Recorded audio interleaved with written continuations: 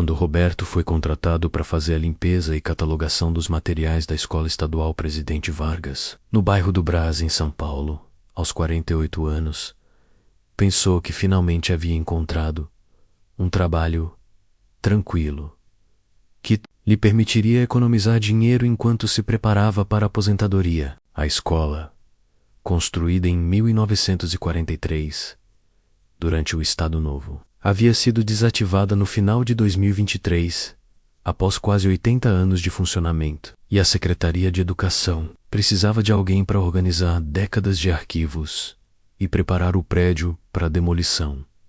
A senhora Helena, supervisora da Secretaria de Educação responsável pelo projeto, foi honesta sobre os desafios do trabalho durante a entrevista. É um prédio grande, Roberto. 4 andares, mais de 40 salas, bibliotecas, laboratórios e muito material. Acumulado ao longo das décadas, você trabalhará sozinho na maior parte do tempo, principalmente durante a noite, quando não há movimento na rua. O pagamento é bom, justamente porque sabemos que não é fácil trabalhar sozinho em escola vazia. O edifício da escola ocupava um quarteirão inteiro, uma construção imponente da arquitetura escolar dos anos 1940, com corredores longos e retos, janilas altos, e uma escadaria central de mármore que conectava os 4 andares. O térreo abrigava a secretaria, diretoria e salas de professores. O primeiro andar tinha salas de aula do ensino fundamental. O segundo andar era dedicado ao ensino médio.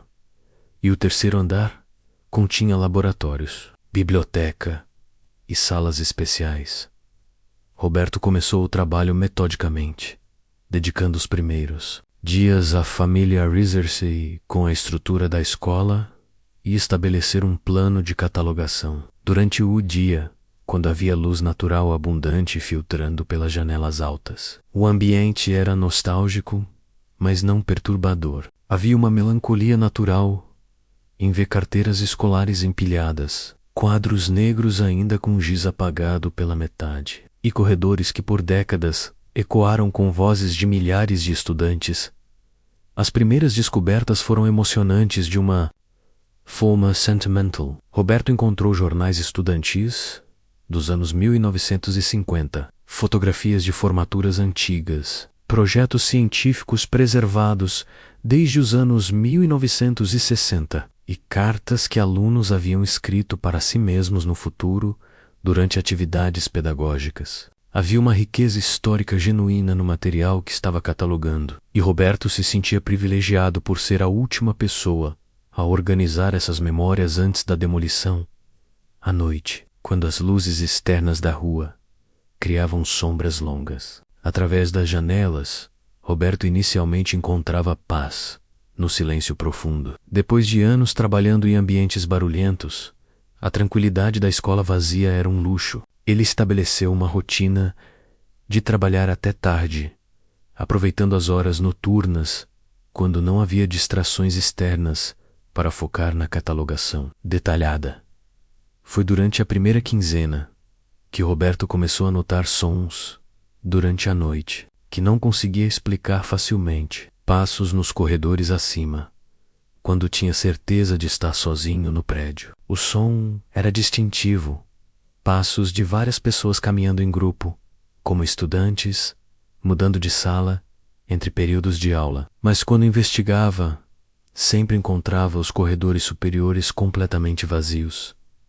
Inicialmente, Roberto atribuiu os sons à acomodação natural do prédio. Edifícios antigos têm muitos ruídos noturnos, expansão e contração de materiais, canos do água, sistemas elétricos antigos. A escola estava vazia há apenas alguns meses, então seria natural que ainda houvesse sons de estruturas se ajustando à ausência de aquecimento humano e uso constante.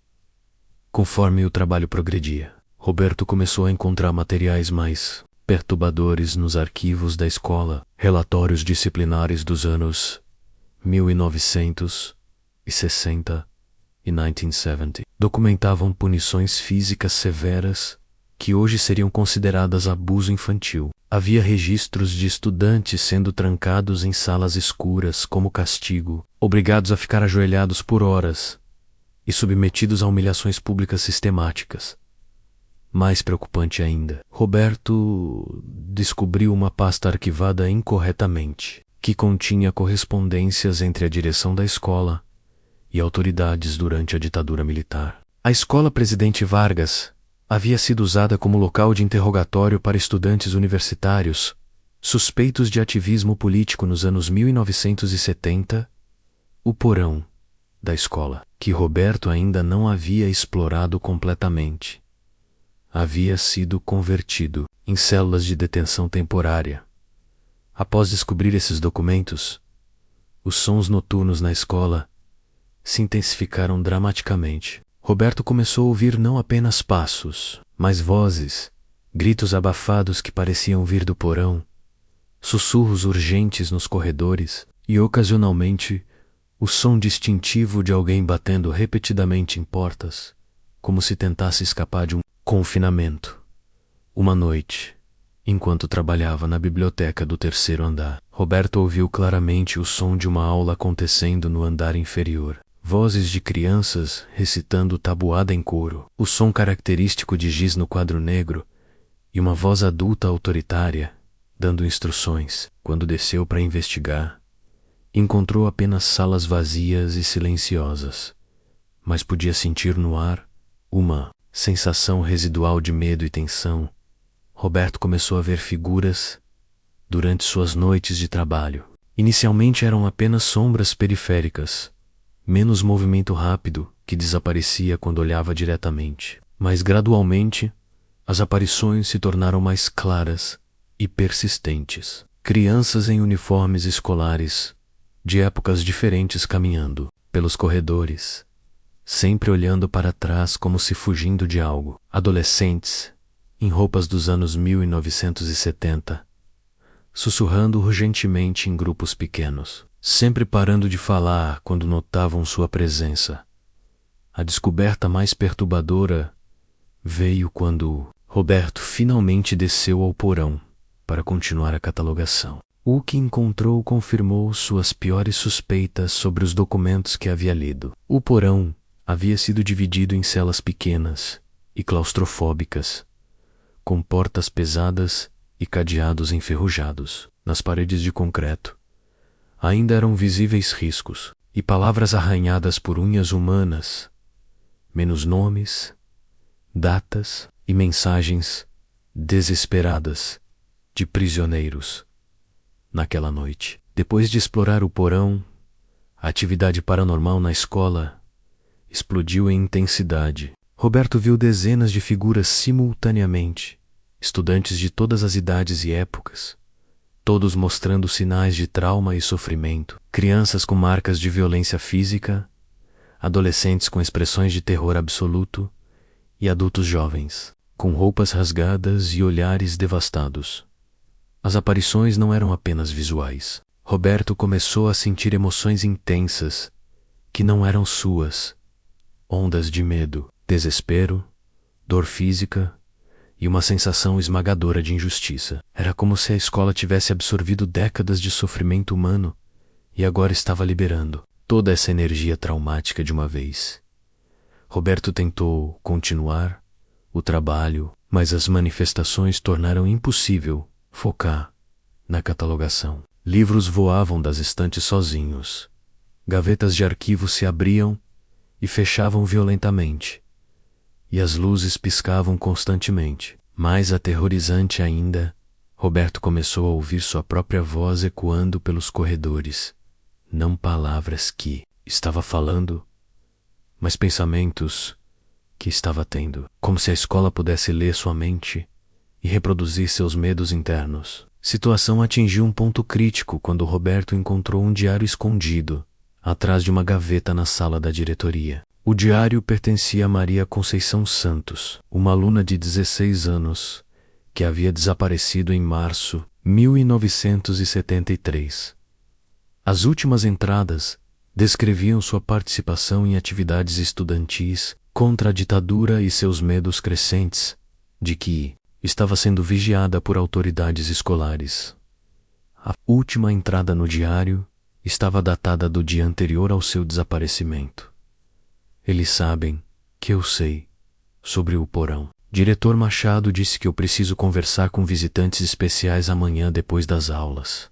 Estou com muito medo. Se algo acontecer comigo, espero que alguém encontre isto e conte a verdade sobre o que fazem com estudantes aqui. Naquela noite, Roberto viu Maria pela primeira vez. Uma adolescente de 16 anos, vestindo o uniforme escolar dos anos 1970. Apareceu no corredor principal e acenou para que ele a seguisse. Quando Roberto hesitou, ela apontou urgentemente para o porão e fez gestos desesperados, indicando que havia algo importante que ele precisava ver relutantemente.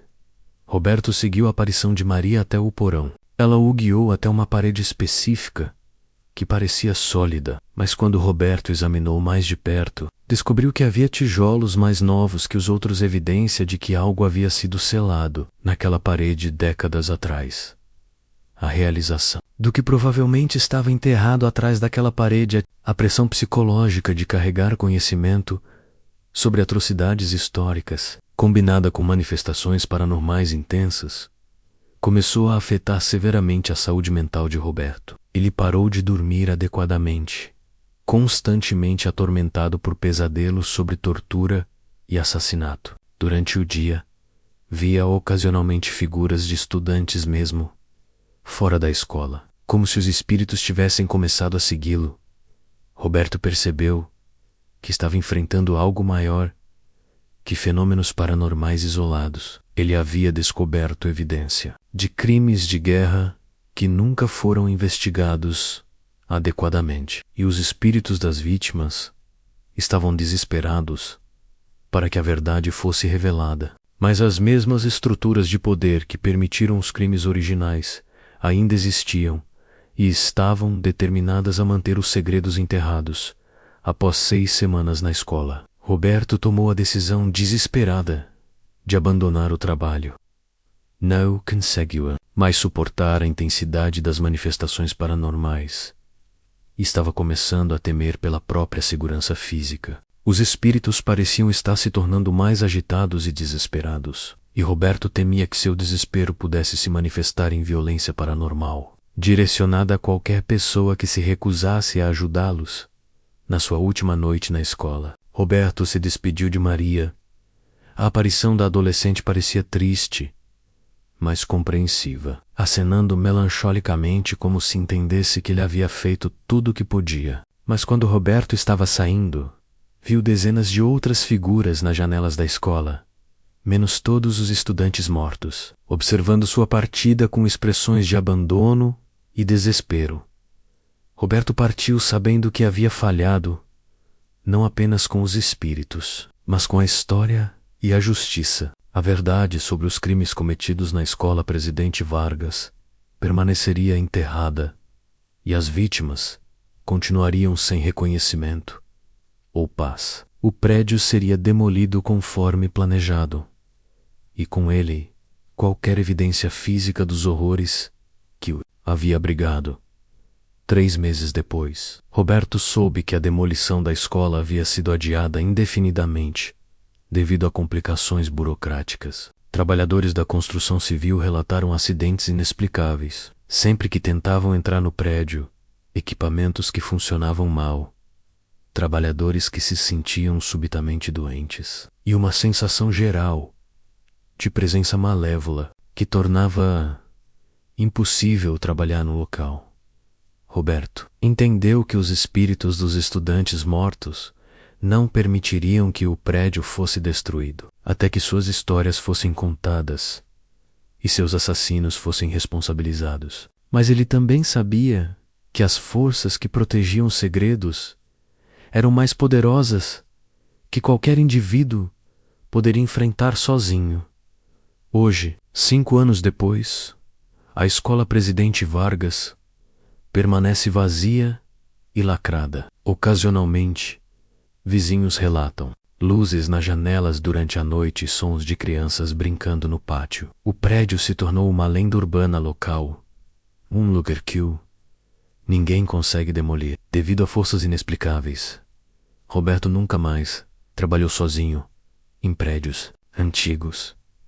Mudou-se para outra cidade, mas ainda tem pesadelos sobre Maria e os outros estudantes. Ele sabe que os espíritos estão esperando, talvez por décadas, talvez por séculos, até que alguém com mais coragem ou poder que ele apareça para contar suas histórias e exigir justiça.